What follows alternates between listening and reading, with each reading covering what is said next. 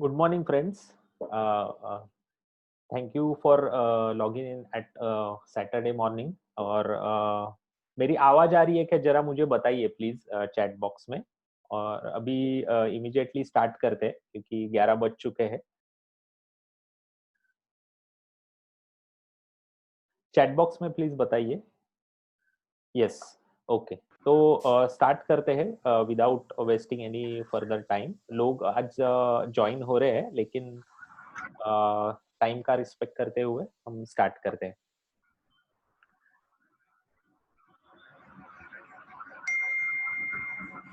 जरा microphone of करेंगे सब तो अच्छा रहेगा सबके लिए।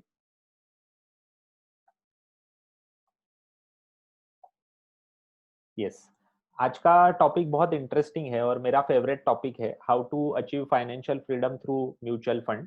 मतलब अगर मैं मेरे पर्सनल आपके साथ एक्सपीरियंस शेयर करूँ तो मैंने पर्सनली म्यूचुअल फंड में इन्वेस्ट करना, मतलब एसआईपी में इन्वेस्ट करना अराउंड 2007 में स्टार्ट किया था। जब भी मैं जॉब करता था और 1000 के एसआईपी से फर्स्ट स्टार्ट किया था। और नेक्स्ट 7-8 इयर्स में काफी सब्सटैंशियल वेल्थ क्रिएट करने में मैं सक्सेसफुल रहा। तो इसके लिए मैं बहुत पॉजिटिव हूँ म्यूचुअल फंड इन्वेस्टमेंट के बारे में। और जो मेरे एक्सपीरियंस रहे एज अ इन्वेस्टर और एज अ फाइनेंशियल एडवाइजर, वो मैं आज शेयर करूंगा आपके साथ। आज जो ज्वाइन हुए हैं उसमें से बहुत सारे लोग म्यूचुअल फंड में करंटली इन्वेस्ट करते ही रहेंगे, लेकिन मैं कुछ ऐसी बातें बताऊंगा जो शायद आपको पता नहीं होगी या शायद आपने उसमें इम्पोर्टेंस दिया नहीं होगा। तो आज के वेबिनार का जो स्कोप है, आपको प्रेजेंटेशन दिख रहा है ना? जरा चैट बॉक्स में आप टाइप करेंगे तो अच्छा रहेगा। और आपको कोई भी क्वेश्चन रहेगा बीच में तो आप चैट बॉक्स में डाल सकते हो, मैं तभी के तभी आंसर देने की कोशिश करूंगा। अगर मतलब टॉपिक से रेलेवेंट नहीं होगा तो मैं खत्म होने के बाद ये आपको जवाब दूंगा। और अच्छा, कंप्लीट स्क्रीन।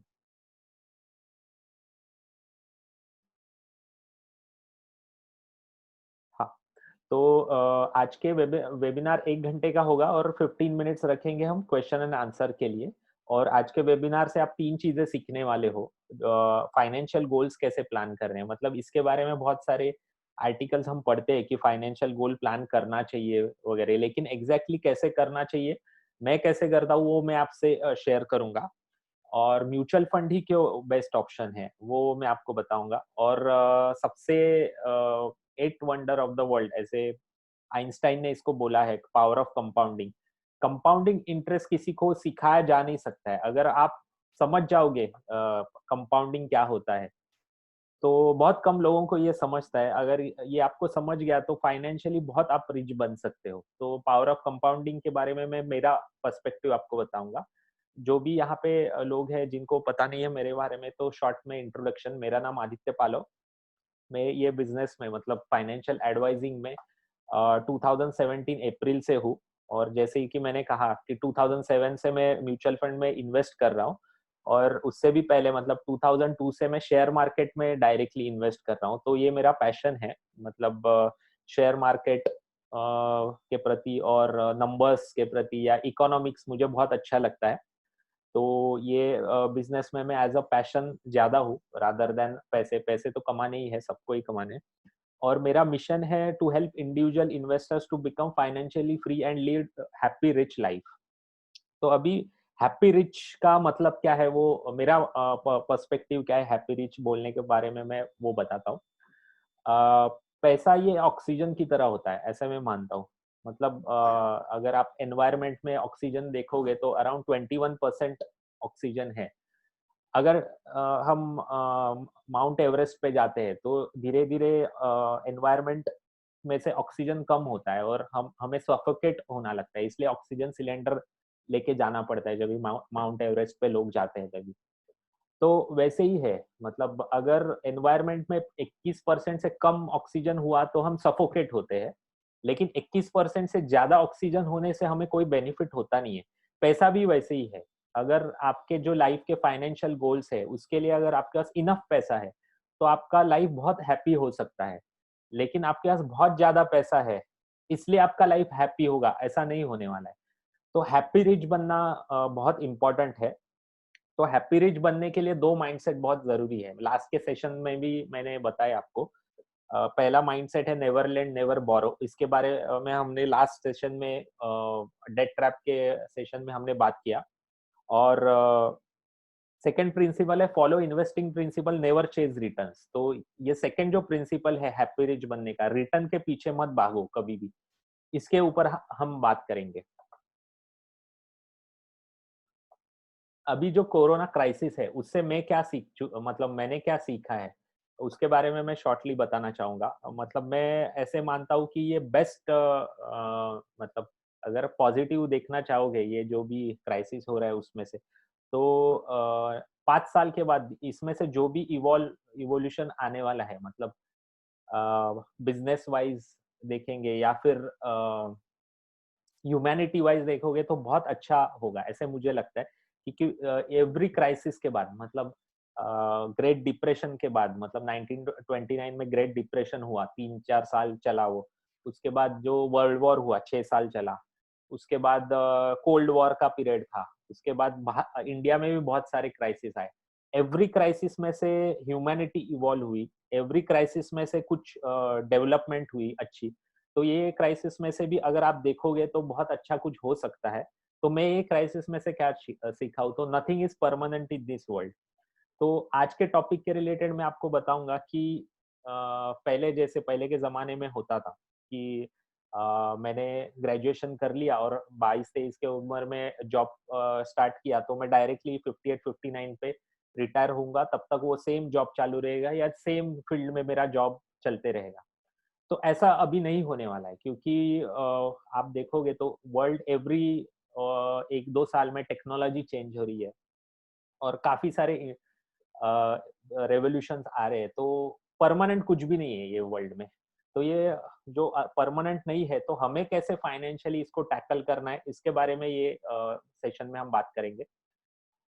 सेकंड चीज़ में मैंने सीखा हूँ कि सक्सेसफुल और हैप्पी जो लोग होते हैं, वो एंटीसिपेट करते हैं प्रॉब्लम, या वर्स्ट एंटीसिपेट करते हैं और उसके बाद प्लानिंग होता है। तो अभी आप बोलोगे कि ऐसे लॉकडाउन हुआ, ये वर्ल्ड में तो फर्स्ट टाइम ऐसे लॉकडाउन हो रहा है 6 महीना, या ऐसे जो कोरोना भी फर्स्ट टाइम ऐसे आया है, 100 इयर्स में ऐसा इतना बड़ा पैंडेमिक फर्स्ट टाइम है।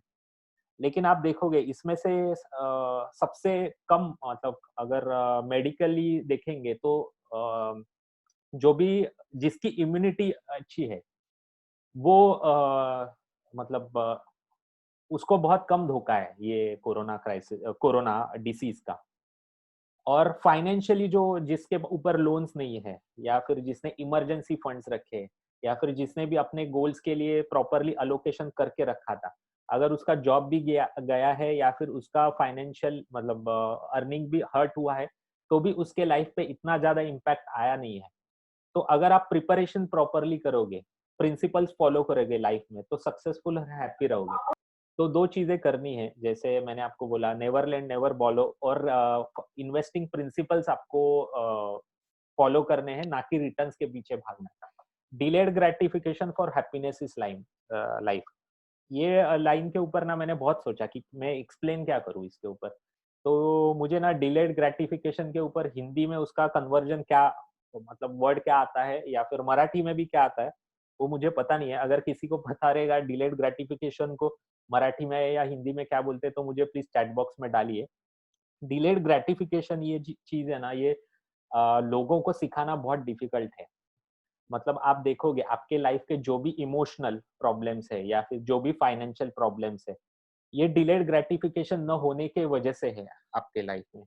मैं मेरे लाइफ के मैं रिफ्लेक्ट बैक करता हूँ तो मुझे भी यही दिखता है। मैं जभी भी मैंने डिलेड ग्रेटिफिकेशन प्रिंसिपल यूज़ नहीं किया या वर्च्यू को मतलब नज़रअंदाज किया है, मेरा लाइफ प्रॉब्लम में आया है, इमोशनली या फिर फाइनेंशियली। तो ये बहुत इम्पोर्टेंट है। इसके ऊपर आप आपका खुद का स्टडी कीजिए। मुझे एक्सप्लेनेशन बराबर से जम रहा नहीं है इसका, डिलेड ग्रेटिफिकेशन क्या क्या होता है हिंदी या मराठी में। Investing principles are much more important than market tips and tricks. ये मैंने आपको बोला, रिटर्न्स के पीछे कभी भी मत भागना है, क्योंकि कुछ भी बोल नहीं सकते। और इसका एग्जांपल मैं दूं तो मार्च के महीने में 40% से डाउन था मार्केट, वो टाइम पे इन्वेस्ट करना चाहिए था, लेकिन वो टाइम पे लोगों में हिम्मत था नहीं या फिर पैसा था नहीं। और उसके बाद 4 महीने में इतना ज़्यादा रिकवरी आया किसी ने सोचा नहीं था। अभी लोग ऐसा सोच रहे हैं आज कि शायद मैंने मार्च में इन्वेस्ट किए होते या अप्रैल में इन्वेस्ट किए होते, इतना बड़ा रैली आया। तो प्रिंसिपल्स इन्वेस्टिंग के फॉलो करना इम्पोर्टेंट है। अभी ये प्रिंसिपल्स क्या होते हैं इसके ऊपर मैंने एक सेशन लिया हुआ है, तो आप यूट्यूब में इसका वीडियो चेक कर सकते हो। अ, अभी फाइनेंशियल माइलस्टोन्स क्या होते हैं? मतलब अगर आपको हैप्पी रिच बनना है, तो आप कौन से फाइनेंशियल माइलस्टोन्स के बारे में प्रॉपर्ली प्लान करना चाहिए? तो मैंने ये जॉट डाउन किए हैं, रिटायरमेंट, चाइल्ड एजुकेशन, मैरिज। इसके इससे ज़्यादा किसी के भी लाइफ में कुछ माइलस्टोन्स होते नहीं है। ऐसे मैंने देखा है। तो आपको ये सोचना चाहिए कि मुझे एक सजेशन आया है कि डिलेड ग्रैटिफिकेशन मतलब विलंब संबंध समाधान। Okay, okay, great, okay. तो फाइनेंशियल माइलस्टोन्स के ये है लाइफ में, तो इसको प्लान करना चाहिए।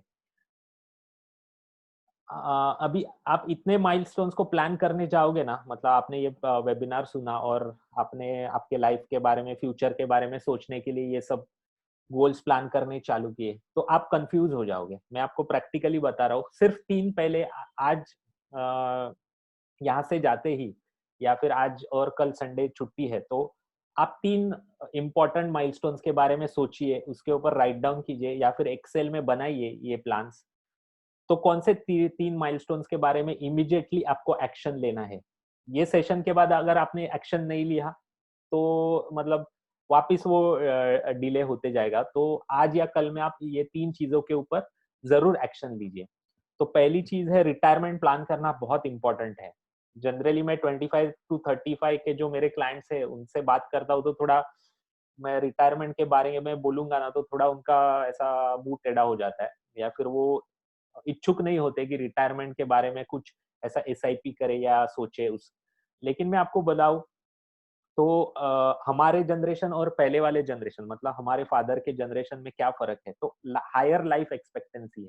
मैं आपको इसका स्टैटिस्टिक्स दूँ तो 1947 में इंडिया जब भी इंडिपेंडेंट हुआ तो वो टाइम पे इंडिया का लाइफ एक्सपेक्टेंसी था अराउंड 33 और आज आप देखोगे तो इंडिया का लाइफ एक्सपेक्टेंसी है अराउंड 68-69।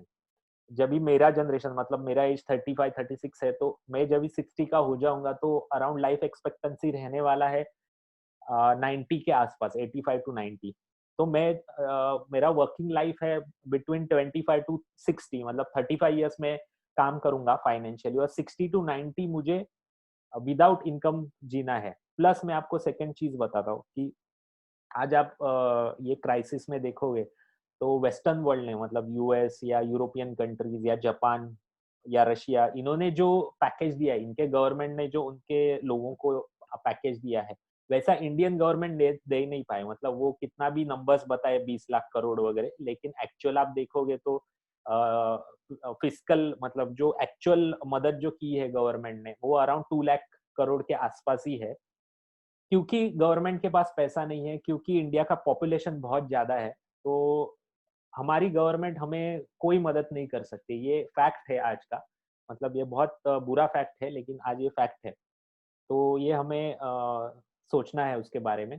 थर्ड चीज़ आप हमारे पहले वाले जनरेशन थी, उनकी लाइफ स्टैंडर्ड कैसे थी आप देखिए। वही लाइफ स्टैंडर्ड हमें मेंटेन करनी है पोस्ट 60 और मैं आपको बताना चाहता हूँ कि लाइफ जो इन्फ्लेशन होता है, महँगाई का दर होता है, अब अगर आपको पता है लेटेस्ट नंबर्स क्या है, इन्फ्लेशन नंबर्स, महँगाई का नंबर क्या है, ज़रा चैट बॉक्स में डालिए, तो मुझे आइडिया आएगा कि आप कनेक्ट कर पा रहे हो कि नहीं। किसी को पता है अभी लेटेस्ट ये इन्फ्लेशन नंबर्स क्या है लास्ट महीने के जुलाई-अगस्त के? किसी को पता है inflation number 6% correct, correct. Yes 6% last month के नंबर्स है लेकिन आप अगर लाइफस्टाइल इन्फ्लेशन देखोगे तो इंडिया में 12% की होती है ये जो नंबर है 6% का कैसे कैलकुलेट करते हैं मैं आपको बताता हूँ एक बास्केट होता है जिसमें अलग अलग चीजें डाली हुई रहती है उसमें से 50% जो बास्केट है वो फूड आइटम से भरा हुआ है लेकिन मैं आपको बताना चाहता हूँ कि आप ही रिफ्लेक्ट कीजिए आपका जो अर्निंग है मंथली उसमें से कितना परसेंट आप फूड पे या ग्रोसरीज पे स्पेंड करते हो तो बहुत कम करते हो मतलब अगर किसी का मंथली इनकम 1 लाख रुपीस है, तो मैं आपको डेफिनेटली बताता हूँ, वो 15-20,000 से ज़्यादा स्पेंड नहीं करता है फूड आइटम्स पे। तो जो ये आंकड़ा है ना, ये 6% का इन्फ्लेशन नंबर, वो हमें लागू नहीं होता है, हमें लाइफस्टाइल इन्फ्लेशन लागू होता है, जो कि अराउंड 10-12% है इंडिया में। तो ये सब फैक्टर्स है जो हमें ध्यान में रखने हैं, और रिटायरमेंट प्लानिंग को बहुत इंपॉर्टेंस देना है यहाँ से आगे, अगर आपने किया नहीं होगा तो। सेकंड है चाइल्ड एजुकेशन। हमारे पहले वाले जनरेशन का सोचिए, मतलब मेरे डैड ने मुंबई में घर लिया 1983 में, लेकिन उनके लाइफ में 2 चीज़ें डिफरेंट थी मेरे मतलब अपने जनरेशन से। एक तो पहली चीज़ थी, मैं और मेरा भाई का एजुकेशन मराठी मीडियम में हुआ है, तो फीस कोई थी नहीं, तो एजुकेशन ऑलमोस्ट फ्री था। सेकंड चीज़ थी कि रिटायरमेंट के बारे में इतना सोच नहीं था कि मतलब मतलब वो टाइम पे 1980s में ऐसा हमें रिटायरमेंट प्लानिंग करे, ऐसा कोई मतलब प्रोडक्ट्स भी नहीं थे, ना सोच था लोगों में, तो घर ले लिया, हो गया। लेकिन आज जब भी मैं घर लेने जाता हूँ, मैं मेरे जनरेशन के लोग, तो हमें ये 2 चीज़ें सोचनी चाहिए कि रिटायरमेंट प्लानिंग करना बहुत इम्पोर्टेंट है, जो कि बहुत बड़ा क्वेश्चन आने वाला है आपके लाइफ के सामने, मेरे लाइफ के सामने, और हमारे जो बच्चे हैं, उनका एजुकेशन बहुत एक्सपेंसिव होने वाला है। एजुकेशनल इन्फ्लेशन इंडिया में 10 टू 14% के बीच में है। अगर आप देखोगे ये पैंडेमिक के वजह से जो भी स्कूल सिस्टम चेंज होने वाला है, उससे मुझे ऐसे लगता है कि बहुत ज़्यादा एक्सपेंसिव होगा, आने वाले टाइम में और ज़्यादा एक्सपेंसिव होगा। सेकंड चीज़ चाइल्ड एजुकेशन के बारे में आपको माइंड में रखनी है कि नेक्स्ट डिकेड ये डिजिटलाइज़ेशन का डिकेड है। ये तो 2000 टू 2020 ये इंफॉर्मेशन टेक्नोलॉजी का मतलब 2000 टू 2010-12 अगर आप 10-12 साल देखोगे तो ये इंफॉर्मेशन टेक्नोलॉजी के डिकेड था। 1975 टू 2000 ये कंप्यूटर का युग था। 2020 टू 2030 नेक्स्ट डिकेड ये डिजिटलाइजेशन का डिकेड होने वाला है। और इसमें जो लोग सक्सेसफुल होंगे, जिनके पास वो स्किल सेट होना ज़रूरी है, तो वो स्किल सेट सीखने के लिए मतलब आप आपके प्रोफ़ेशन में भी देखते रहोगे कि एवरी 1 ईयर, 2 इयर्स में चेंजेस होते रहते हैं, और आपको बहुत ज़्यादा सीखने के ऊपर स्पेंडिंग करना पड़ता है। तो नेक्स्ट जनरेशन को भी ये सब करना पड़ेगा, तो इसके लिए चाइल्ड एजुकेशन प्लानिंग करना आपको ज़रूरी है। थर्ड, अभी मैंने इसमें पॉइंट लिखा है, एजुकेशन विल रिप्लेस गवर्नमेंट। तो इसका पॉइंट मेरा ये है कि एजुकेशन मतलब स्कूल एजुकेशन में नहीं बोल रहा हूँ, overall as a person human being हमें आगे बढ़ने के लिए जो भी चाहिए, एजुकेटेड होना जरूरी है, वो till as of 60, in fact till as of मतलब मेरे डेथ तक मुझे मुझे खुद को अपग्रेड करते रहना पड़ेगा। गवर्नमेंट हमें कुछ भी सपोर्ट नहीं कर सकती इसके आगे, ये आप फैक्ट मतलब मराठी में उसको बोलते हैं कि खूनगाठ मारून घ्या तुम्ही, कि गवर्नमेंट कुछ भी नहीं कर सकती है, इतना ज़्यादा पॉपुलेशन है, और जो डिजिटलाइज़ेशन या डिजिटल वर्ल्ड के डिमांड्स है, वो गवर्नमेंट फुलफिल नहीं कर सकती, एजुकेशन फुलफिल कर सकता है। तो इसके ऊपर आप दीजिए। और थर्ड इम्पोर्टेंट चीज़, अगर आपके पास अभी इमरजेंसी फंड नहीं है एज़ ऑन डेट, तो सबसे पहले चीज़ यहाँ वेबिनार खत्म होने के बाद आपको सोचना चाहिए वो कि इमरजेंसी फंड के बाद। अभी मेरे क्लाइंट्स अराउंड 325 के ऊपर है, तो मैं उनसे बात करता हूँ तो मुझे या फ्रेंड्स के साथ भी बात करता हूँ ये 4-5-6 महीने में, तो मुझे 2 चीज़ें डिस्टिंक्टली रियलाइज़ हुई। तो जो कि जिनका भी इनकम अफेक्टेड है, मतलब जो भी ट्रेडर है या स्मॉल टाइम बिज़नेसमैन है या फिर ट्रैवल टूरिज़्म इंडस्ट्री में है या होटल इंडस्ट्री में है, उनका इनकम अफेक्ट हुआ है। और ये फील्ड में जो भी है, जिन्होंने भी इमरजेंसी फंड रखा है, तो उनके पास थिंक करने के लिए टाइम है कि कैसे अपने फील्ड में अलग चीजें करूँ, या मैं मेरा बिजनेस कैसे इवॉल्व करूँ ये प्रॉब्लम में से। उसके ऊपर थिंक थिंक करने के लिए टाइम उनके पास अवेलेबल है, लीवे है उनके पास, जिनके पास इमरजेंसी फंड है। लेकिन जिनके ऊपर लोन है, ईएमआई भरना है, अभी सितंबर में 5th को ईएमआई है या 10th को ईएमआई जाने वाला है, उनके ऊपर पूरा प्रेशर है कि मैं पैसा कैसे भरूँ? मैं अपना बिज़नेस या फिर मेरे फील्ड में मैं कैसा इवॉल्व हूँ, इसके ऊपर ध्यान देने के लिए उनके पास टाइम नहीं है। तो पॉइंट, और सेकंड टाइप के जो लोग हैं जिनका इनकम अफेक्ट नहीं हुआ है, जनरली जो सर्विस सेक्टर में है, जैसे कि बैंकिंग या इंश्योरेंस सेक्टर में या फिर आईटी फील्ड में है, उनको रियलाइज नहीं हो रहा है कि ये प्रॉब्लम कितना डीप है। मेरा पर्सनल ओपिनियन ये है कि ये मेडिकल क्राइसिस बिल्कुल भी नहीं है, ये फाइनेंशियल क्राइसिस है। और हमने जो 6 महीने में देखा है, उससे भी बहुत बुरा फाइनेंशियल क्राइसिस नेक्स्ट 2 इयर्स में हम स्टेयर कर रहे हैं। ये ऐसा मेरा पर्सनल ओपिनियन है, इसके ऊपर दुमत हो सकता है, लेकिन ये मेरा पर्सनल ओपिनियन है। तो जो भी ये जिनका भी इनकम अनअफेक्टेड है, उनको रियलाइज नहीं हो रहा है कि उनके ऊपर भी आने वाला आ सकता है। अगर यूएस रिसेशन में गया, जो कि बहुत पॉसिबिलिटी है यूएस रिसेशन में जाने की, तो सबसे बड़ा यहाँ पे service sector, IT sector affect होगा और बहुत ज्यादा जॉब जा सकते हैं या फिर इनकम अफेक्ट हो सकता है, तो उसके बारे में सोचना जरूरी है। तो सबसे पहले चीज कीजिए कि एटलीस्ट 6 मंथ्स का आपका मंथली एक्सपेंडिचर वो आप डेट म्यूचुअल फंड में पार्क करके रखिए। ये मेरा आपको पर्सनल एडवाइस है। आप ये सेशन के बाद सबसे पहले चीज आप इमरजेंसी फंड बनाइए। सेकेंड चीज, अगर आप देखोगे तो ये जो इकोनॉमिक्स चालू है वर्ल्ड में, ये इकोनॉमिक्स कहाँ से आया है? तो 1929 में मुझे जरा ये फीडबैक दीजिए कि मैं बोर नहीं कर रहा हूँ ना आपको, जो मैं बता रहा हूँ वो आपको कनेक्ट हो रहा है ना? जरा फीडबैक दीजिए प्लीज इसमें चैट में, तो मुझे पता लगेगा कि आपको कनेक्ट हो रहा है कि नहीं।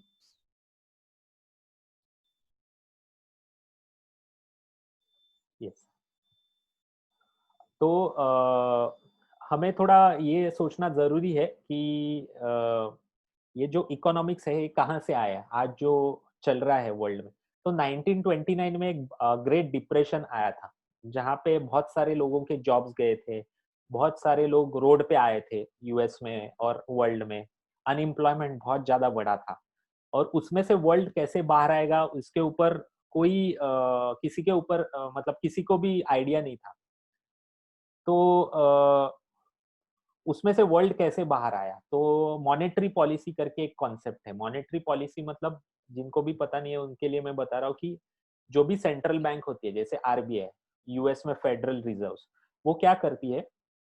तो इंटरेस्ट रेट फ्लक्चुएट करती है। मतलब जैसे अगर होम लोन के इंटरेस्ट रेट कम कर दिए या फिर बिजनेस लोन के इंटरेस्ट रेट कम कर दिए, तो लोग ज्यादा बिजनेस लोन लेते हैं, होम घर लेना चाहते हैं, जिसके वजह से इकोनॉमी में पैसा रोलिंग होना चालू हो जाता है। तो जब भी रिसेशन जैसा सिनारियो आ जाएगा, central bank interest rate cut कर देगी। और इसका उल्टा, जैसे जब भी इन्फ्लेशन बढ़ेगा, मतलब महंगाई बढ़ेगी, तो सेंट्रल बैंक इंटरेस्ट रेट बढ़ा देगी। तो इस ये ट्विकिंग कर करके ये 70 80 90 साल चल गए।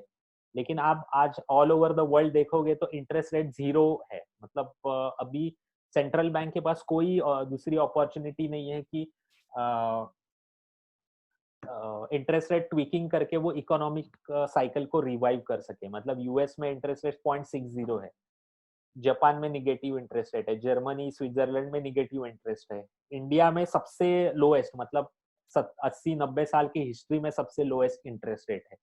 तो ये लोअर इंटरेस्ट रेट सिनारियो या निगेटिव इंटरेस्ट रेट सिनारियो में इकोनॉमिक्स कैसे चलेगा किसी को भी पता नहीं है। उसके ऊपर अभी चालू है, मतलब थिंकिंग, इसमें से क्या बाहर आएगा किसी को भी पता नहीं है। तो इसके लिए इमरजेंसी फंड बनाना जरूरी है। सेकेंड चीज है, अगर आप दुनिया में देखोगे सब कंट्रीज के ऊपर, इनफैक्ट इंडिया में भी लास्ट 6 7 साल में जो डेट बर्डन बढ़ा है वो हाईएस्ट है। मतलब अभी इसका इम्पैक्ट कैसे होता है, मैं सिंपल लैंग्वेज में आपको बताना चाहता हूँ। अगर आपके ऊपर बहुत ज्यादा लोन है, तो इसका मतलब आपके जो भी फ्यूचर अर्निंग्स है, जो भी आप कमाने वाले हो, उसमें से बहुत बड़ा पोर्शन इंटरेस्ट और डेट रिपेमेंट में जाने वाला है। मतलब आप लाइफ में, पर्सनल लाइफ में देखोगे तो पैसा आप एंजॉय नहीं कर पा रहे हो, कर सकते हो इन फ्यूचर में, अगर आपके पास बहुत ज्यादा डेट है तो। सेम वे अगर कंट्री के ऊपर बहुत ज्यादा डेट है, इसका मतलब फ्यूचर जनरेशंस ज्यादा टैक्स भरेंगी, फ्यूचर इंफ्रास्ट्रक्चर डेवलपमेंट के ऊपर गवर्नमेंट बहुत कम स्पेंड कर पाएगा क्योंकि ज्यादा लोन रिपेमेंट पे जाएगा। तो ये भी एक बड़ा प्रॉब्लम दुनिया में हो रहा है। थर्ड चीज, हायर स्टैंडर्ड ऑफ लिविंग। हमारे पहले वाले जनरेशन में ऐसे होता था, मतलब स्टैंडर्ड ऑफ लिविंग ही इतने बहुत कम थे। लेकिन हमारे जनरेशन में लाइफस्टाइल इन्फ्लेशन इतना है, और आप देखो अगर आपके पास एप्पल का मोबाइल फोन है तो नेक्स्ट आप एप्पल ही लोगे या उससे इक्विवेलेंट ही लोगे। छोटे मोबाइल पे नहीं आ सकते हो, तो ये स्टैंडर्ड ऑफ लिविंग मेंटेन करना बहुत डिफिकल्ट होता है। अगर अर्निंग स्टॉप हो गया तो इसके लिए इमरजेंसी फंड होना ज़रूरी है। और ये दुनिया ना कैपिटलिस्ट बन गई है टोटली। कैपिटलिज्म का सिंपल रूल ये है कि सर्वाइवल ऑफ द फिटेस्ट, जो और सर्वाइवल ऑफ द जो सब खुद को ढाल ले नए रूल्स के साथ। तो इसके लिए इमरजेंसी ये पॉइंट्स है, मैं मुझे आपको जो बताने हैं कि इमरजेंसी फंड क्यों इम्पोर्टेंट है। अगर आपने ये आपके पास नहीं है एज ऑफ नाउ, अगर आप करंट मंथ के इनकम के ऊपर आपका एक्सपेंडिचर हो रहा है, तो आपको ये न्यू वर्ल्ड में नेक्स्ट डिकेड में बहुत प्रॉब्लम हो सकता है फाइनेंशियली। तो सबसे पहले 6 महीने का इमरजेंसी फंड आपके पास कीजिए। ये 3 गोल्स आपको कॉन्सेंट्रेट करने हैं: रिटायरमेंट, चाइल्ड एजुकेशन और इमरजेंसी। अभी फाइनेंशियल प्लान बिल्ड कैसे करना है, तो स्टेप 1 है गैदर ऑल द इंफॉर्मेशन। ये मैं आपको बताऊंगा कि हम मेरे पास एक शीट है जिसमें आप ये प्रॉपरली भर सकते हो। तो आपको इन्फॉर्मेशन क्यों क्या होनी चाहिए आपके खुद के फाइनेंशियल्स के बारे में। तो सबसे पहले कैश फ्लो स्टेटमेंट बनाना जरूरी है, मतलब आप कमा कितना रहे हो पैसे और खर्चा कितना कर रहे हो। जनरली है हमारे माइंड में होता है कि मेरा इनकम तो इतना मुझे पता होता है क्योंकि वो बैंक अकाउंट में आता है, लेकिन खर्चा कितना होता है ये मेरे माइंड में होता है। लेकिन 99% मैं आपको बताता हूँ जो आपके माइंड में है ना वो रॉन्ग है। जब भी आप पेपर पे लिखोगे या एक्सेल में लिखोगे तो आपको एग्जैक्ट आइडिया आएगा कि आपका आउटफ्लो कितना है। इनफ्लो माइनस आउटफ्लो जितना बचता है ये आपका सेविंग्स है, मंथली सेविंग्स। तो वो मालूम होना बहुत जरूरी है। तो कैश फ्लो स्टेटमेंट सबसे पहले बनाना चाहिए। सेकेंड चीज नेटवर्थ स्टेटमेंट आपको बनाना जरूरी है। नेटवर्थ स्टेटमेंट मतलब आप आपकी लाइबिलिटी कितनी है और आपके असेट्स कितने हैं। इसके लिए भी मैंने शीट बनाई है, तो मैं आपको बताऊंगा। और आज के दुनिया में जो भी जिसका भी नेटवर्थ पॉजिटिव है वो बहुत सुखी होगा। मैं आपको बताऊँ कॉन्फिडेंटली, तो बहुत सारे लोगों का ये निगेटिव ही होता है। मतलब वो अगर उनका डेथ हुआ एज ऑन डेथ तो दुनिया को लायबल ज्यादा है रादर देन उनके असेट्स। तो नेटवर्थ निगेटिव होता है जनरली। तो अगर आपको ये आपको पता नहीं है आपका क्या है नेटवर्थ, तो ये स्टेटमेंट बनाना जरूरी है।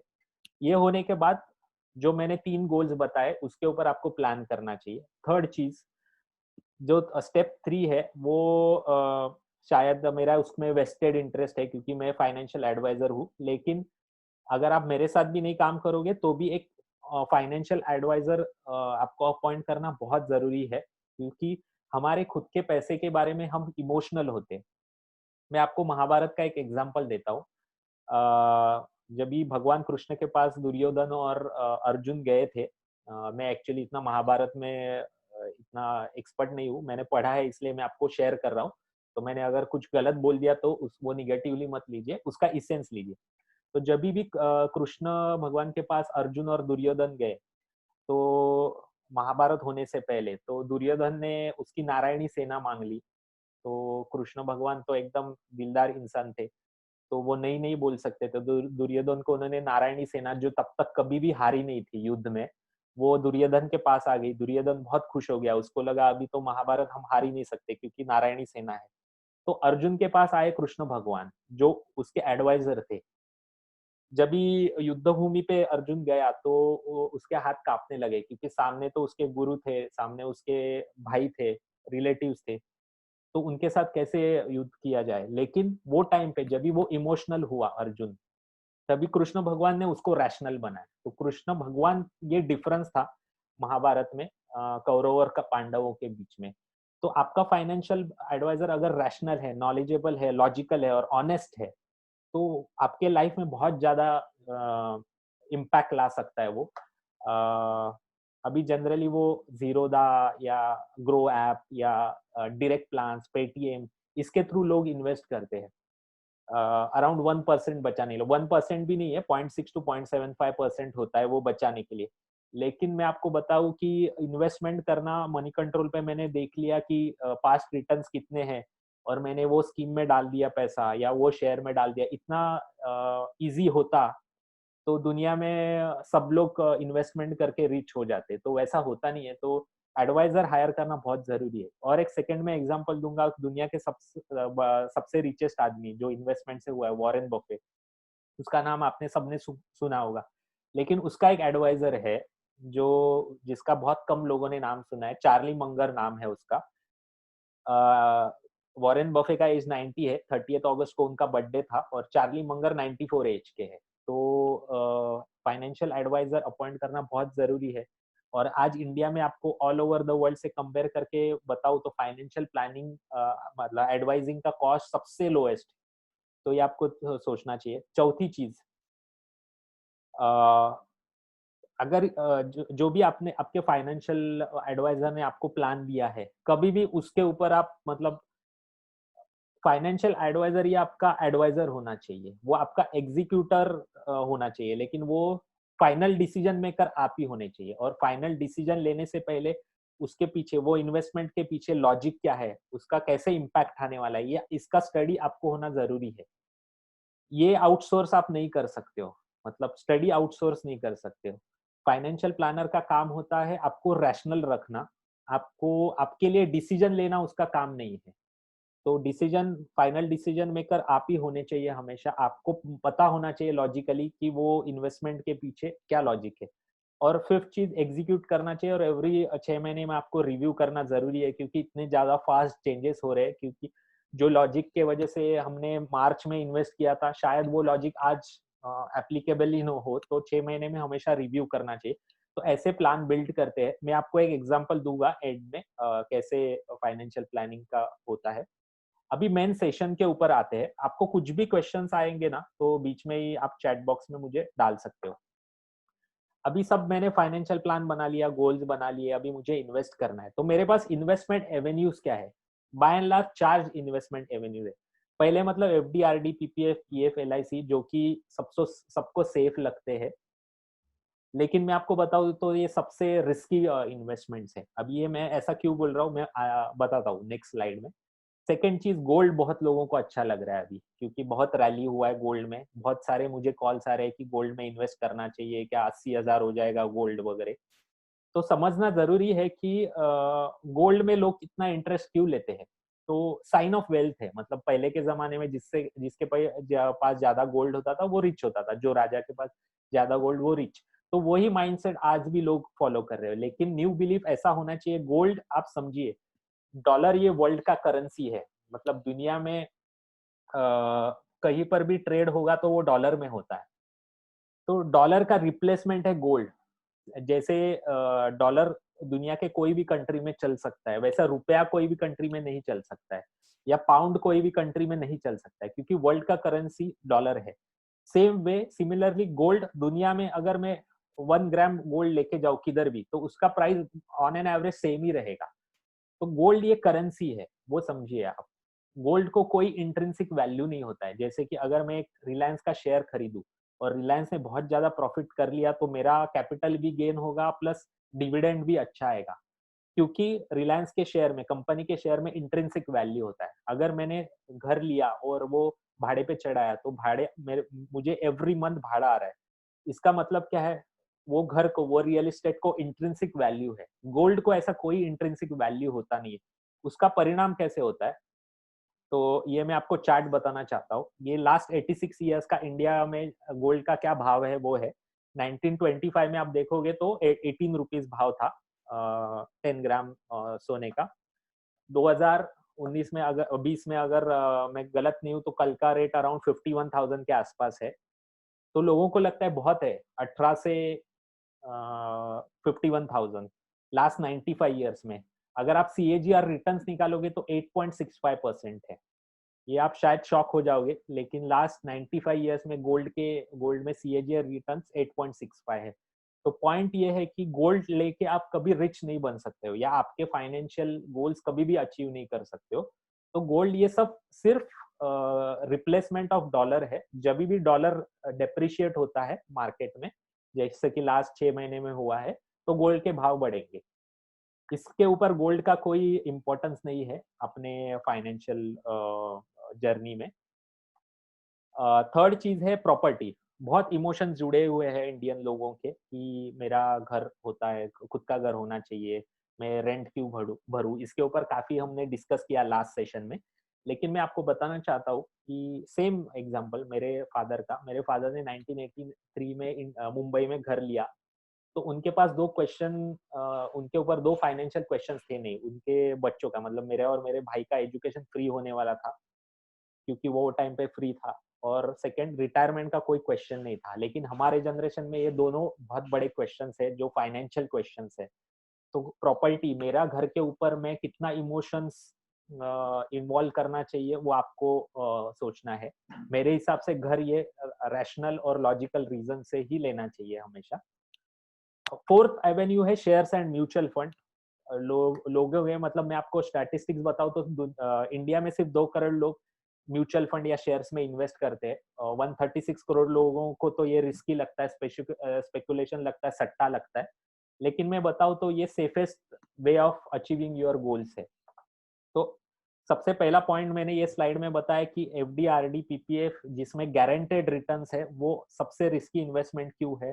तो इसके वजह से है, इन्फ्लेशन का इम्पैक्ट बहुत ज्यादा इंपॉर्टेंट होता है। मतलब अगर मेरे पास आज 1 लाख रुपया है, कैश में है, मैं कैश में रखता हूँ, आज मेरे मुझे कुछ मतलब चीज की जरूरत नहीं है, इसलिए मैंने मेरे तिजोरी में लॉक करके रखा 1 लाख रुपया। तो 1 साल बाद जो 6% इन्फ्लेशन बढ़ेगा, तो जो चीज आज मतलब जो चीजें 1 लाख रुपए में आ जाती है, वही चीज मुझे 1 साल में लेने के लिए 1,06,000 रुपया लगने वाला है। लेकिन मेरे पास 1 साल के बाद मैंने अगर कैश में रखा तो 1 ही लाख रुपया रहेगा। तो जो जो आज मैं चीजें खरीद सकता हूँ वो नेक्स्ट ईयर नहीं खरीद सकता हूँ, क्योंकि मैंने वो कैश में रखा, क्योंकि मैंने एफडी किया जिधर मुझे सिर्फ 4.5-5% मिल रहा है। तो एफडी, आरडी, एलआईसी, ये जो जो भी एवेन्यूज है वो आपको इन्फ्लेशन एडजस्टेड 0% के रिटर्न देते हैं। गोल्ड मैंने आपको बताया 8.65 के रिटर्न्स है, और इन्फ्लेशन लास्ट 40 इयर्स में एवरेज 7.7 है। तो exact 1% after inflation adjustment return मिलते हैं गोल्ड में। प्रॉपर्टी में लास्ट 40 इयर्स में मुंबई में जो सबसे एक्सपेंसिव प्रॉपर्टी है 5 to 6% के रिटर्न्स है। इसके ऊपर बहुत लोग आर्ग्यूमेंट करते हैं मेरे साथ, लेकिन ये आज का टॉपिक नहीं है। आप तो मान लीजिए कि रियल एस्टेट में 5% के रिटर्न्स है। शेयर्स और म्यूचुअल फंड्स में आफ्टर इन्फ्लेशन एडजस्टमेंट लास्ट 40 साल में 12 से 13% के रिटर्न्स है।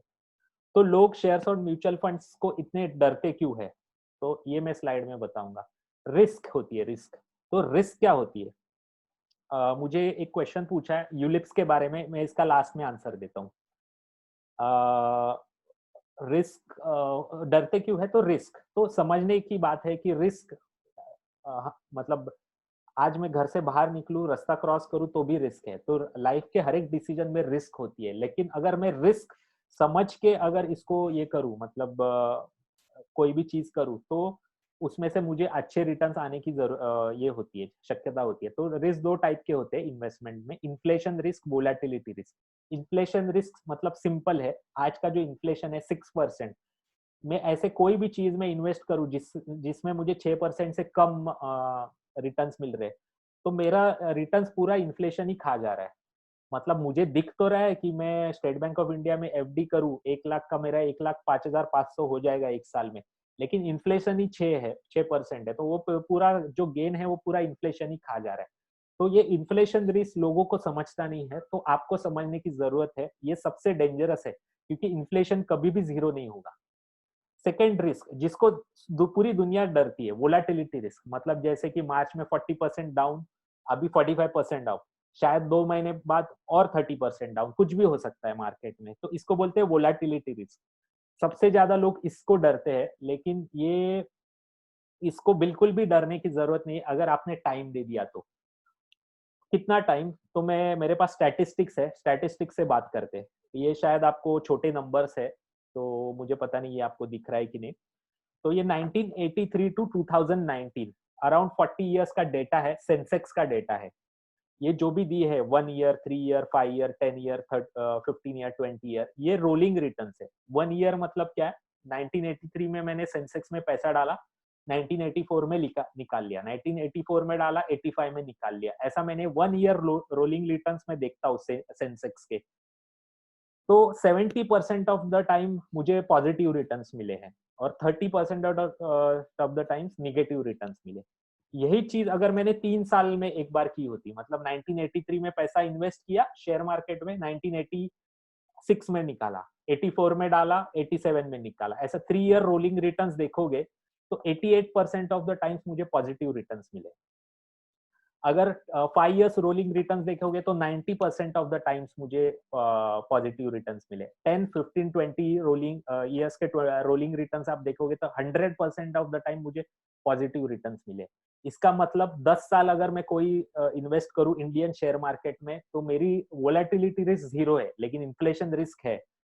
तो इसके लिए जो फर्स्ट स्लाइड में मैंने आपको बताया कि ये जो एफडी, आरडी, एलआईसी है सबसे रिस्कीएस्ट इन्वेस्टमेंट है, क्योंकि ये इन्फ्लेशन को कभी बीट नहीं करती है। और शेयर्स, म्यूचुअल फंड्स ही आपके जो फाइनेंशियल गोल्स है, लॉन्ग टर्म फाइनेंशियल गोल्स, वो अचीव करने के लिए सेफेस्ट इन्वेस्टमेंट है, क्योंकि ऑलवेज वो इन्फ्लेशन को बीट करती है। और अगर 10 इयर्स का होराइजन है तो 0 रिस्क है मुझे, वोलेटिलिटी रिस्क। तो इसका होता है। तो अभी शेयर मार्केट में इन्वेस्ट करने का सबसे बेस्ट तरीका मेरे हिसाब से म्यूचुअल फंड्स है। कोई लोग डायरेक्टली इक्विटी में इन्वेस्ट करते हैं, मैं भी करता हूँ, लेकिन मेरा पर्सनल किसी को सजेशन देना है तो डायरेक्ट इक्विटी में इन्वेस्ट मत कीजिए, क्योंकि बहुत सारे फैक्टर्स होते हैं जिसमें इंडिविजुअल लेवल पे गेज करना बहुत डिफरेंट है। मतलब आपने बहुत सारे स्टोरीज सुने रहेंगे कि इन्फोसिस में 1994 में 1 लाख जिसने डाला उसका अभी करोड्स ऑफ रुपीस हो गया, या फिर एशियन पेंट्स में 1987 में इतना डाला तो 2000 में करोड्स ऑफ रुपीस हो गया। लेकिन ये जज करना कि कौन सा स्टॉक कितना अच्छा होता है at that point of time, वो बहुत डिफिकल्ट होता है। तो म्यूचुअल फंड ये सेफली आपको 12-13% रिटर्न्स जनरेट करके दे सकते हैं।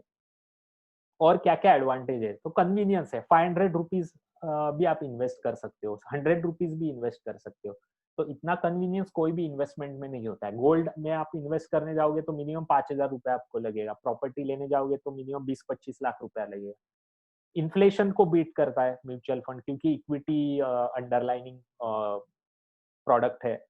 रिटर्न्स अच्छे हैं, investment is manage by experts. मैं आपको बता दूं कि दुनिया में सबसे चीपेस्ट म्यूचुअल फंड्स इंडिया में है। मतलब जो कॉस्ट है, मैनेजमेंट कॉस्ट, ये दुनिया में सबसे चीपेस्ट है। तो जो लोग डरते हैं कि मतलब मैं रेगुलर प्लान में जाऊंगा, मतलब एजेंट थ्रू जाऊंगा तो मेरा 1% जाएगा, मैं इसलिए पेटीएम से इन्वेस्ट करते हैं, उनके लिए मैं आपको बताऊं कि ये जो इन्वेस्टमेंट मैनेजमेंट कॉस्ट है वो दुनिया में सबसे चीपेस्ट है। इनकम टैक्स फ्रेंडली है, लॉक इन पीरियड नहीं होता है। अगर मुझे पैसा चाहिए तो 3 दिन में मेरे अकाउंट में आ जाता है। अगर मैंने घर ले लिया एज अ इन्वेस्टमेंट, अगर मुझे जरूरत है 20 साल बाद और बेचना पड़ेगा तो बेचने के लिए 2-3 साल लग जाते हैं घर। लेकिन म्यूचुअल फंड में उतने यूनिट्स है 1-2 करोड़ रुपए के, 3 दिन में आपके अकाउंट में आ जाएंगे बाय लॉ। डाइवर्सिफाई करने के लिए बहुत अच्छा इंस्ट्रूमेंट है। मैं ये डाइवर्सिफिकेशन का एग्जांपल देता हूँ, डेट डाइवर्सिफिकेशन का मैं देता हूँ एग्जांपल। जिन्होंने भी पीएमसी बैंक में एफडी किया था उनका पैसा अभी अटका हुआ है, क्योंकि उनका पूरा 10 लाख रुपया का एफडी पीएमसी बैंक में उन्होंने डाला। लेकिन वही 10 लाख रुपया अगर कोई भी डेट फंड्स के स्कीम में वो डालते तो उनका 80-90 अलग अलग बॉन्ड्स में डाइवर्सिफाई हो जाता पैसे। उसमें 80-90 बॉन्ड्स में से अगर 2-3 भी बॉन्ड्स डिफॉल्ट हो गए तो भी ओवरऑल उनका पैसा कैपिटल बचा रहता, और ओवरऑल रिटर्न्स भी उनके बचे रहते। तो ऐसा डाइवर्सिफिकेशन होता है। इक्विटी डाइवर्सिफिकेशन बहुत ज्यादा लोगों को पता है, लेकिन डेट डाइवर्सिफिकेशन भी इंपॉर्टेंट होता है, वो पता नहीं है। तो डेट म्यूचुअल फंड्स वो आपको डाइवर्सिफिकेशन देते हैं। कॉस्ट फ्रेंडली एंड ट्रांसपेरेंट, आपको पूरे फैक्ट में पूरा सब कौन से शेयर्स है, कितना, अगर आप मेरे थ्रू इन्वेस्ट कर रहे हो तो मुझे कितना ब्रोकरेज आ रहा है वो भी आपके स्टेटमेंट में आता है। तो इतना ट्रांसपेरेंसी कौन से इन्वेस्टमेंट में। इनफैक्ट आप इंश्योरेंस पॉलिसीज लेते हो या यूलिप पॉलिसीज लेते हो तो उसमें आपका एक्सपेंडिचर कितना है, आपका एजेंट का कमीशन कितना है, वो आपको पता नहीं लगेगा। लेकिन म्यूचुअल फंड का आप स्टेटमेंट देखोगे तो एजेंट कमीशन भी पता लगेगा, मैनेजमेंट फीस भी पता लगेगी, एडवर्टाइजिंग फीस भी पता लगेगी। तो इतना ज्यादा ट्रांसपेरेंट है। और बहुत कम लोगों को पता है कि म्यूचुअल फंड के 2 टाइप होते हैं, इक्विटी म्यूचुअल फंड्स और डेट म्यूचुअल फंड्स। जनरली लोग इक्विटी म्यूचुअल फंड्स में, मतलब शेयर्स में जो स्कीम्स इन्वेस्ट करते हैं उसमें इन्वेस्ट करते हैं। फाइनेंशियल प्लानिंग के लिए सबसे बेस्ट होती है, क्योंकि लॉन्ग टर्म में ये अच्छा रिटर्न देती है। टैक्स प्लानिंग के लिए अच्छे है, और शेयर मार्केट में इन्वेस्ट करने के लिए इक्विटी म्यूचुअल फंड बेस्ट होते हैं। डेट म्यूचुअल फंड, अगर आपके पास म्यूचुअल फंड्स है और आपने डेट म्यूचुअल फंड्स में एक्सपोजर नहीं लिया है तो आपने आपके पोर्टफोलियो का रिस्क बढ़ा लिया है। मैं अभी आपको बता देता हूँ। डेट म्यूचुअल फंड्स ये सिमिलर टू एफडीज होते हैं, और एफडी से स्लाइटली बेटर रिटर्न्स दे सकते हैं अगर आपने प्रॉपरली स्टडी करके इसमें इन्वेस्ट किया तो। सेविंग बैंक का भी ये रिप्लेसमेंट हो सकता है अगर आप इंटेलिजेंटली इसको यूज करोगे तो। आपके जो इमरजेंसी फंड्स आपको बनाने हैं, आप डेट म्यूचुअल फंड में पार्क करके रखिए। ये 2 टाइप है मेजर म्यूचुअल फंड्स के, और इसमें प्रॉपर असेट अलोकेशन होना चाहिए। एक्चुअली आज का सेशन ये नहीं है असेट अलोकेशन के ऊपर, लेकिन पॉइंट ये है कि दोनों में इन्वेस्टमेंट होना चाहिए। अगर सिर्फ इक्विटी में है तो आपने आपके पोर्टफोलियो का रिस्क बढ़ा के लिया है और लॉन्ग टर्म में आपका रिटर्न लोअर साइड पे ही रहेगा अगर आपके पास डेट म्यूचुअल फंड नहीं है तो। अभी एसआईपी सब लोग करते हैं, तो एसआईपी का पॉइंट ये है कि 2 प्रिंसिपल्स के ऊपर ये चलता है, रुपी cost averaging and power of compounding. आगे बढ़ने से पहले, अभी ऑलमोस्ट खत्म होने आ चुका है, आगे बढ़ने से पहले मुझे सिर्फ फीडबैक दीजिए कि आपको ये कनेक्ट हो रहा है या बोर हो रहा है, मतलब प्रॉपरली कुछ नया इंफॉर्मेशन मिल रहा है कि नहीं मिल रहा है। जरा आप फीडबैक देंगे इस पे चैट बॉक्स में तो अच्छा होगा मेरे लिए। लास्ट 3-4 स्लाइड्स ही बचे हैं अभी। मुझे ये बताइए कि एसआईपी थ्रू इन्वेस्ट कितने लोग करते हैं, प्लीज चैट बॉक्स में आप बताइए, तो मुझे आइडिया आएगा कि मुझे क्या क्या क्या कम्युनिकेट करना है वो।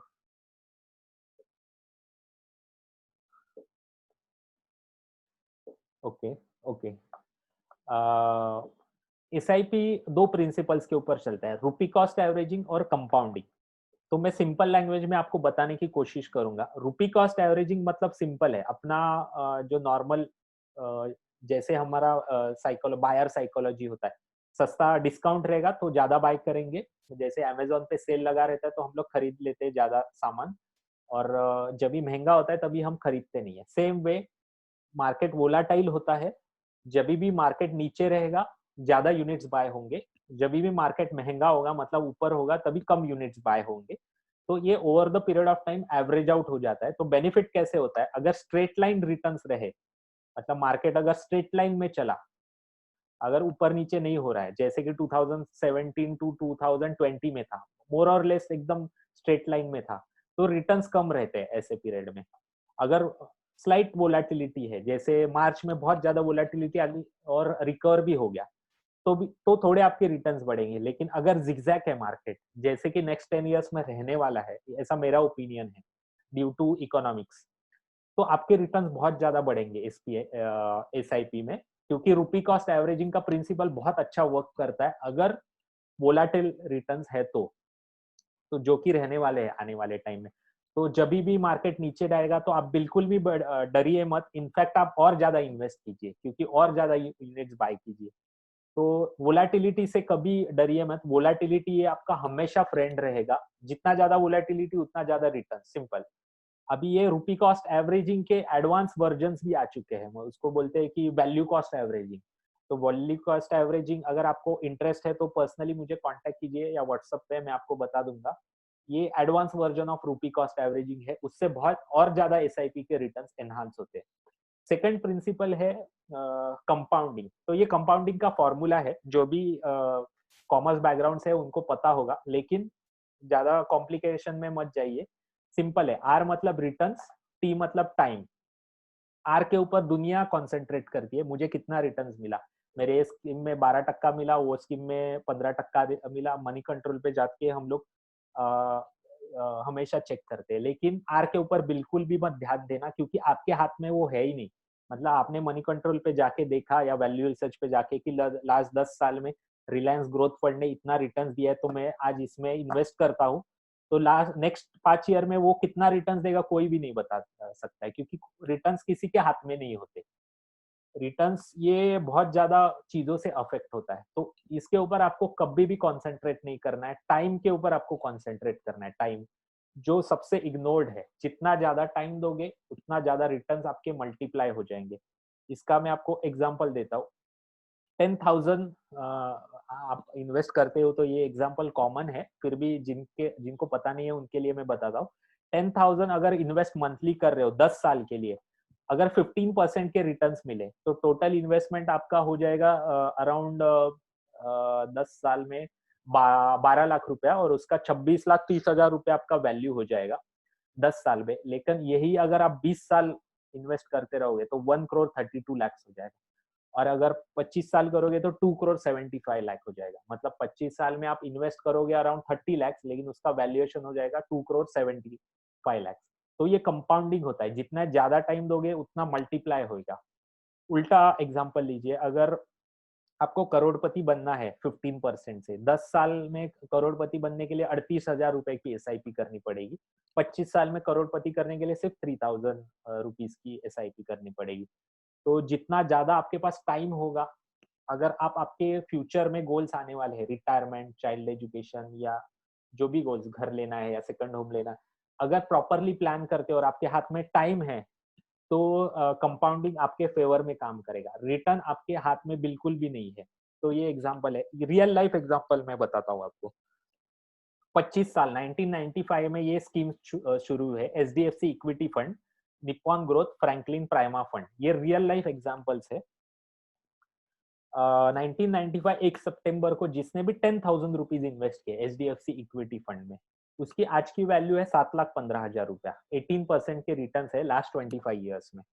लास्ट 25 ईयर्स में आपको बता दूं तो इंडिया में 8 अलग अलग प्राइम मिनिस्टर बने हैं, सॉरी 7 अलग अलग प्राइम मिनिस्टर बने हैं। 6-7 गवर्नमेंट्स चेंज हुई है लास्ट 25 ईयर्स में। एक वॉर हुआ है, अपना कारगिल वॉर हुआ है। उसके बाद 2008 में ग्लोबल फाइनेंशियल क्राइसिस हुआ है। 2000 में आईटी बबल बर्स्ट हुआ है। 2013 में टेपर टैंट्रम हुआ है। 2017 में डिमोनेटाइजेशन हुआ। 2020 में ये अपना कोरोना क्राइसिस हुआ। इसके बावजूद 18% के रिटर्न है लास्ट 25 ईयर्स में, और 10 लाख का वैल्यू 7,15,000 है। अगर किसी ने 1995 1 सितंबर से 10,000 का एसआईपी किया होता तो 25 साल में टोटल इन्वेस्टमेंट 30 लाख, आज का वैल्यू है उसका 5 crore 60 lakh, 66 lakh rupees. Nippon growth जो पहले रिलायंस ग्रोथ था, 1995 1 सितंबर 10,000 इन्वेस्टेड, आज का वैल्यू 11,67,000 रुपीज। इसके बारे में एक बहुत इंटरेस्टिंग स्टोरी है। जब भी निप्पॉन ग्रोथ में किसी ने, मतलब जब भी स्टार्ट हुआ था 1995 में, किसी ने 1 लाख रुपया इन्वेस्ट किया, तो अराउंड आई गेस 2014-15 में उसका वैल्यू, 1 लाख का वैल्यू 1 करोड़ हो गया। मतलब 1995 में 1 लाख इन्वेस्ट किया और 2015 में 1 करोड़ हो गया, ऐसा था। तो एक्चुअल रिलायंस के म्यूचुअल फंड एएमसी ने स्टडी किया कि ये तो थियोरेटिकल रिटर्न है, लेकिन एक्चुअली कितने लोगों ने ऐसा 1 लाख इन्वेस्ट किया 1995 में और उसका 1 करोड़ रुपया हुआ है, ऐसे एक्चुअल कितने लोग हैं। तो उन्होंने स्टडी किया तो उनको 57 लोग ऐसे मिले जिन्होंने 1 लाख इन्वेस्ट किया था 1995 में और उसके स्टेटमेंट में 1 करोड़ रुपया था। तो उन्होंने उनसे कांटेक्ट करने की कोशिश की, तो 57 लोगों में से 41 लोग मर चुके थे, तो कोई क्वेश्चन ही नहीं था। तो उनके नॉमिनी को पैसा मिल गया आफ्टर कॉन्टैक्टिंग। 10 लोग ऐसे थे जिनको मतलब पता ही नहीं थे कि मैंने 1995 में 1 लाख ऐसा किधर रिलायंस ग्रोथ के स्कीम में इन्वेस्ट कर दिया है और उसका आज 1 करोड़ वैल्यू है। ऐसे 10 लोग थे, उनको मालूम ही नहीं था। 5 लोग ऐसे थे जिनको मालूम था कि मैंने 1995 में इन्वेस्ट किया है 1 लाख और आज उसका वैल्यू 1 करोड़ है। तो ऐसे 5 लोगों का सत्कार किया गया कि आपने इतना पेशेंस 25 साल तक रखा। तो उसमें से एक लोग गुजरात का बंदा था, तो वो जब भी सत्कार किया तो उनको स्टेज पे बुलाया, तो वो बहुत शर्मीले इंसान थे। तो बहुत परस्यू करने के बाद उन्होंने माइक हाथ में लिया और फिर जो इंटरव्यू लेने वाले थे उन्होंने पूछा कि ऐसे अपना आपने क्या किया जिसके वजह से 1 लाख से आपका 1 करोड़ हो गया। तो उन्होंने उसका जवाब दिया कि मैंने ऐसा कुछ भी नहीं किया इसलिए 1 लाख का 1 करोड़ हो गया। मतलब मैंने कुछ भी हाथ नहीं लगाया, इसलिए पेशेंस रखा, इसलिए इतना हो गया। तो ये ऐसा स्टोरी है, इंटरेस्टिंग स्टोरी है काफी। सेम स्कीम में अगर एसआईपी किया होता तो 29,80,000 आज का इन्वेस्टमेंट और आज का value 7 crore 11 lakh rupees. Same way Franklin prima fund में भी आप देख सकते हो।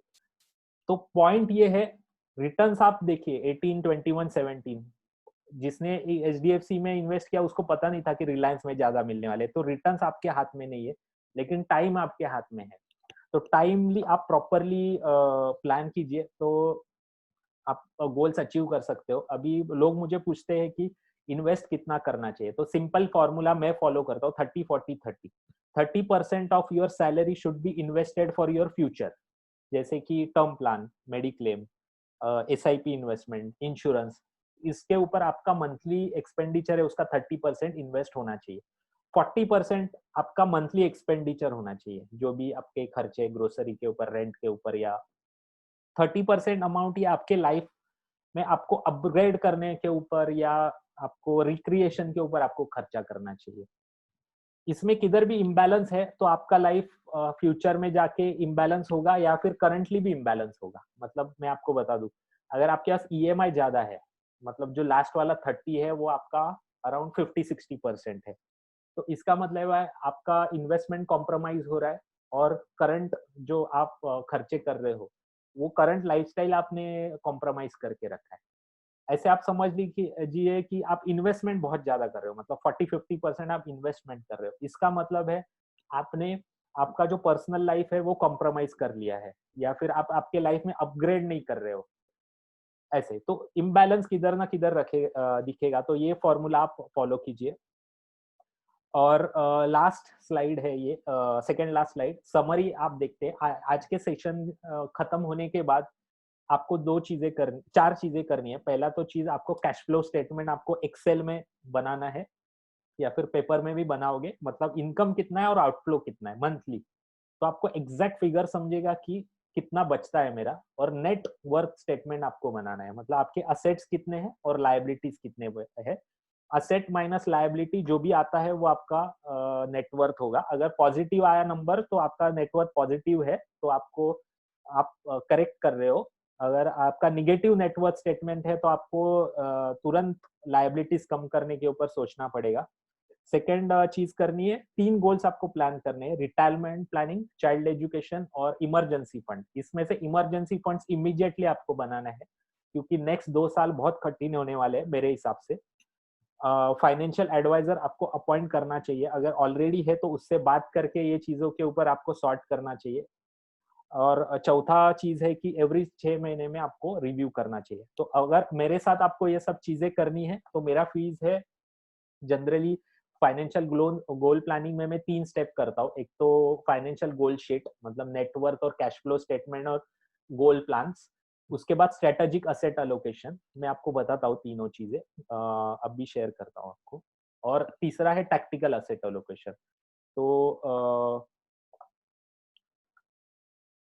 पहले मैं आपको बताता हूँ कि ये कैसे गोल शीट कैसे होती है।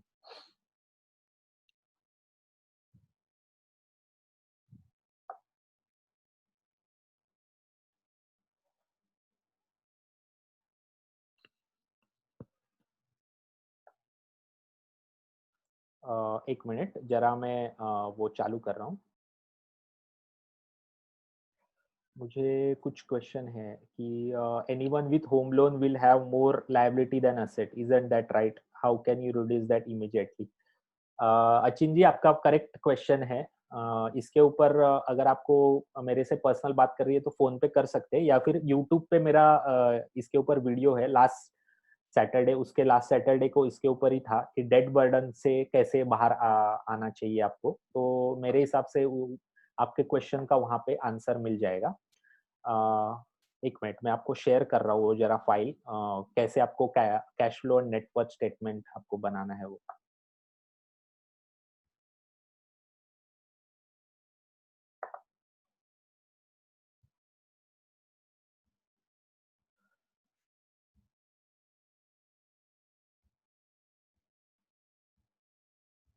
एक मिनट मुझे दीजिए प्लीज।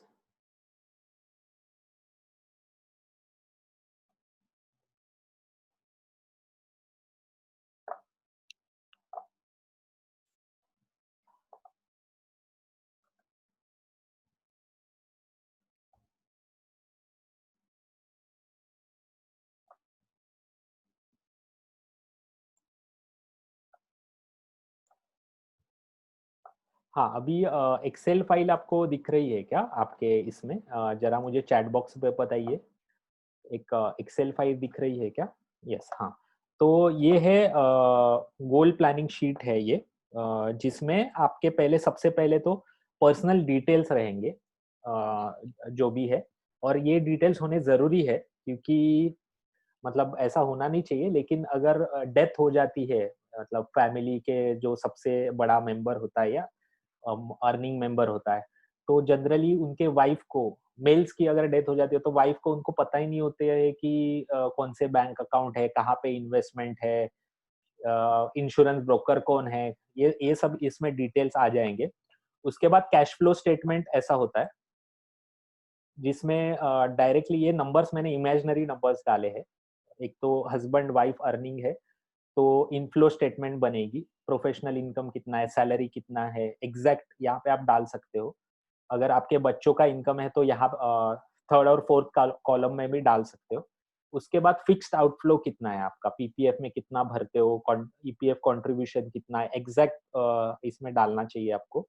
उसके बाद वेरिएबल कितना खर्चा होता है जनरली, वो आप डालते हो।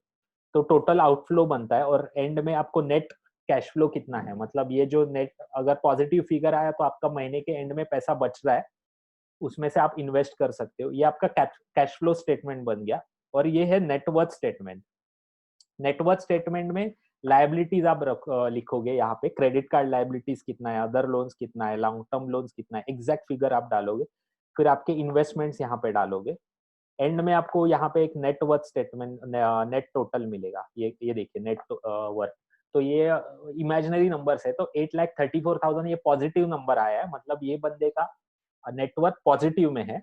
अच्छी बात है। अगर आपका निगेटिव में नंबर आया, इसका मतलब आपका लायबिलिटी ज्यादा है, तो उसके ऊपर आपको ध्यान देना चाहिए कैसे लायबिलिटी करे। उसके बाद इन्वेस्टमेंट डिटेल्स आपके पूरे एक पेज पे लिखे हुए होने जरूरी है, क्योंकि फैमिली मेंबर्स को पता होना चाहिए रियल इस्टेट कौन से प्रॉपर्टी है, कहाँ पे कितना स्क्वायर फीट है, सब आप डिटेल्स यहाँ पे बना के रख सकते हो। इंश्योरेंस पॉलिसीज कौन से कभी मैच्योर होने वाले हैं, सम अश्योर्ड कितना है यहाँ पे, उसका सरेंडर वैल्यू कितना है। फिर यहाँ पे गोल्स बना सकते हो आप। एग्जैक्टली उसका टूडेज कॉस्ट डालोगे तो एग्जैक्टली फ्यूचर कॉस्ट है कितना बनेगा। तो ये हो गया आपका डेटा गैदरिंग शीट, मतलब इसमें कैश फ्लो पता लगेगा, नेटवर्थ पता लगेगा और आप गोल प्लान करोगे। अभी मैं आपको एक शेयर करता हूँ फाइल, जिसमें आपको पता लगेगा कि गोल्स कैसे प्लान करते हैं। एक मिनट मैं जरा ओपन करता हूँ।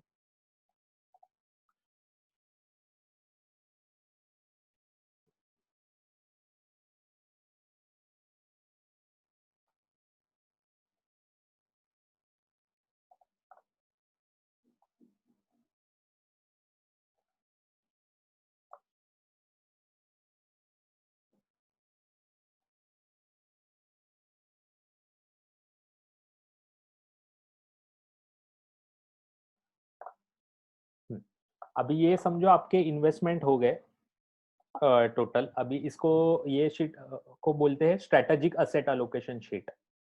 स्ट्रेटेजिक असेट अलोकेशन में आपका जो एग्जिस्टिंग इन्वेस्टमेंट है, अभी ये जो इन्वेस्टर है, आपको एक्सेल फाइल दिख रहा है ना, इस पे जरा चैट पे डालिए प्लीज।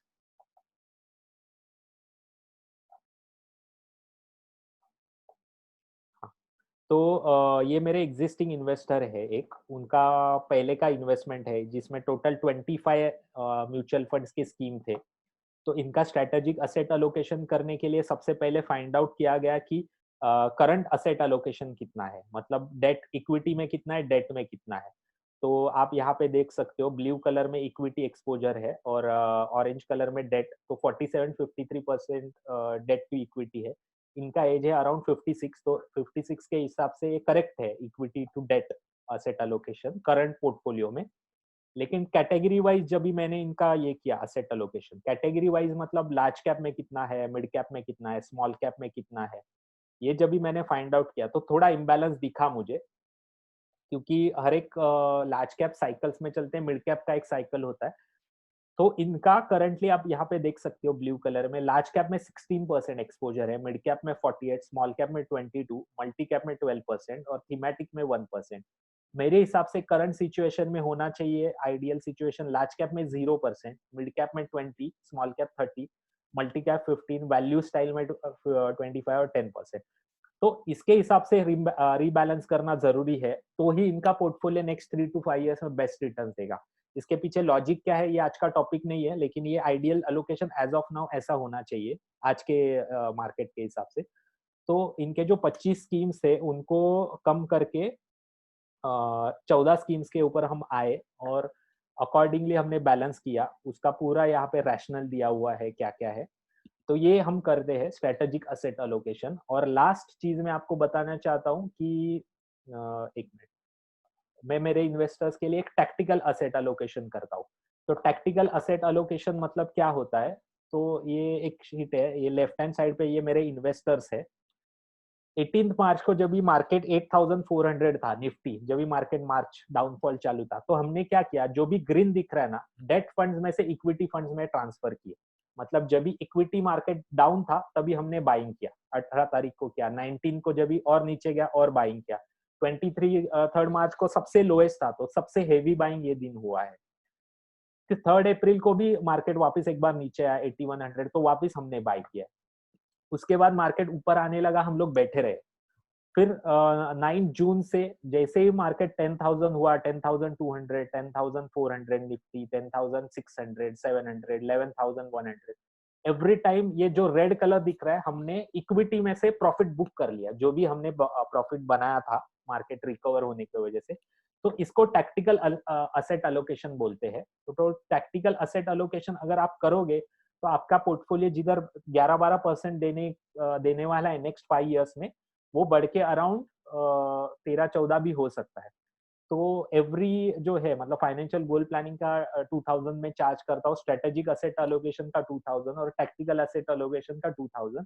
लेकिन आज का ऑफर है, अगर आपको ये तीनों चीजें करने हैं तो सिर्फ 2000 में मैं करूंगा, लेकिन मंथ में मैं सिर्फ 5 लोगों के साथ काम करता हूँ, क्योंकि पूरा कंसंट्रेशन देके वो सब करना पड़ता है प्लानिंग। अगर आपको करना है, इसके बारे में और जानना है, तो मुझे मेरे नंबर पे, पर्सनल नंबर पे आप व्हाट्सअप कर सकते हो। और ये मेरे टेलीग्राम और यूट्यूब और फेसबुक है चैनल, जिसपे आप सब्सक्राइब कर सकते हो और हम टच में रहेंगे। ऐसे सेशंस मेरे चालू रहेंगे और मेरा आज का सेशन खत्म हो चुका है। अगर आपको कुछ भी क्वेश्चंस है, आप पूछ सकते हो। और थैंक यू वेरी मच। और एक क्वेश्चन आया था मुझे यूलिप्स के बारे में। तो उन्होंने पूछा था व्हाट अबाउट यूलिप्स। तो यूलिप ये कॉम्बिनेशन है, यूलिप में आप शेयर्स म्यूचुअल फंड्स में डाल सकते हो, लेकिन प्रॉब्लम एक ही है, यूलिप सबसे बेस्ट परफॉर्म करेगा बिटवीन 10 टू 15 ईयर में। तो अगर आपके पास उतना पेशेंस है तो वेल्थ क्रिएशन के लिए यूलिप ये सबसे बेस्ट प्रोडक्ट है। लेकिन यूलिप के बारे में सबसे बड़ा प्रॉब्लम ये है, दो चीजें। एक तो जो बेचने वाला है उसको ही नॉलेज नहीं है, और जो खरीदने वाला है तो उसको तो नॉलेज होने का एक्सपेक्टेड ही नहीं है। तो यूलिप मैनेज करना बहुत क्रिटिकल चीज होती है। टैक्टिकल असेट अलोकेशन बहुत इंपॉर्टेंट होता है उसमें करना, जो करते नहीं है लोग और एक्सपेक्ट करते रहते हैं कि हमें रिटर्न्स मिलेंगे। लेकिन अगर टैक्टिकल असेट अलोकेशन यूलिप में आप करोगे तो 15 years down the line mutual fund से वो बेटर रिटर्न्स देते हैं ULIPs, 5th generation ULIPs of course. तो मैनेज करने के लिए बहुत डिफिकल्ट प्रोडक्ट है, लेकिन जरूर वेल्थ क्रिएशन प्रोडक्ट है वो। मतलब वो शेयर्स और म्यूचुअल फंड के कैटेगरी में ही आएगा। अगर कोई बंदा 30 साल का है और वो एकदम उसका इनकम हायर है, तो उसको 30 इयर्स का यूलिप चालू करना चाहिए फॉर रिटायरमेंट प्लानिंग। सबसे ज्यादा वेल्थ क्रिएट होगा उसमें, बेटर देन म्यूचुअल फंड्स। और कोई क्वेश्चंस है तो आप पूछिए, नहीं तो आज का सेशन एक्चुअली खत्म हो चुका है। और मैं आप सबका धन्यवाद देना चाहता हूँ कि आपने सैटरडे मॉर्निंग को 1 घंटा मुझे दिया। और मुझे होप ऐसे है कि मैंने जो भी प्रेजेंटेशन दिया उसमें 2-3 भी नई चीजें आपको सीखने को मिली होगी, तो मुझे बहुत अच्छा लगेगा और मुझे बहुत मोटिवेशन मिलेगा। ऐसे सेशन एवरी सैटरडे को मैं करते रहता हूँ। तो जब भी मैं व्हाट्सएप पे आपको इनवाइट भेजूंगा, तो अगर आप व्हाट्सएप ग्रुप में आपके ये भेजोगे तो काफी सारे लोगों तक पहुंचने के लिए मुझे हेल्प होगा। और शायद आप भी ऐसे ही किसी ने व्हाट्सएप पे शेयर किया और आपको मतलब इनवाइट मिला होगा। तो थैंक यू वेरी मच। अगर आपको कुछ भी क्वेश्चन है तो पूछिए, नहीं तो हम स्टॉप करते हैं। ऑलमोस्ट 1 घंटा हो चुका है, 1 घंटा 10 मिनट।